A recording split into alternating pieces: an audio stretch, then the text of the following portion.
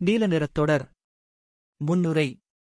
ஒரு நீண்ட அனுபவத்தை, தன்னுடைய பயணத்தை ஒரு தியான செயல் வடிவத்திலிருந்து இதை எல்லோரிடமும் தெரியப்படுத்த வேண்டும். இது காலத்தின் கட்டளை. காலத்தின் ஆணையை நிறைவேற்றவே இந்த புத்தகம். இந்த புத்தகத்தை படிக்கும் ஒவ்வொருத்தருக்கும் ஒவ்வொரு விதமான புரிதல்கள் ஏற்படும். அந்த புரிதல் உங்களுக்கு ஒரு அனுபவமாக மாறும். அந்த அனுபவம் ஒரு பயணமாகத் தொடரும். அந்த தொடர்வது பல இரகசியங்களை உங்களுக்குள்ளே ஒரு விவாதத்தை ஏற்படுத்தும்.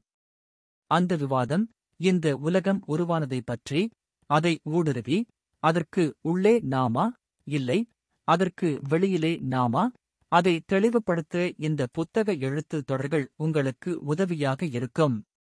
உள்ளே செல்வோம். என்னைச் சந்திக்கணுமா? வேண்டாமா?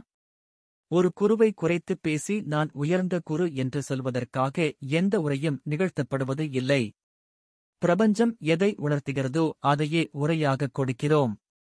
நான் தேர்தலில் நிற்கிற வேட்பாளர் அல்ல, பிரபஞ்சம் எனக்காக தேர்தல் பிரச்சாரம் பண்ற தலைவரும் அல்ல, யாரையும் வீழ்த்த வேண்டிய எமக்கும் பிரபஞ்சத்திற்கும் நோக்கம் அல்ல. சரியாக இல்லை என்றால் நீங்கள் வீழ்ந்து போவீர்கள். நீங்கள் குருவாக இருக்க வேண்டிய அவசியமில்லை, மக்களாக கூட இருக்கலாம். இதை உணர்ந்தால் என்னை சந்திக்கலாமா, வேண்டாமா என்று நீங்களே முடிவு எடுத்துக்கொள்ள வேண்டும். நீல நிறத் தொடர். நீல நிற ஜோதி. கடவுளைத் தேடிப் போன மனிதன் தியானத்தால் கடவுளாகிப் போனான். கடவுளாகிப் போனவன் மனிதனைத் தேடிக்கொண்டு அலைகிறான், அவனையும் கடவுளாக்க.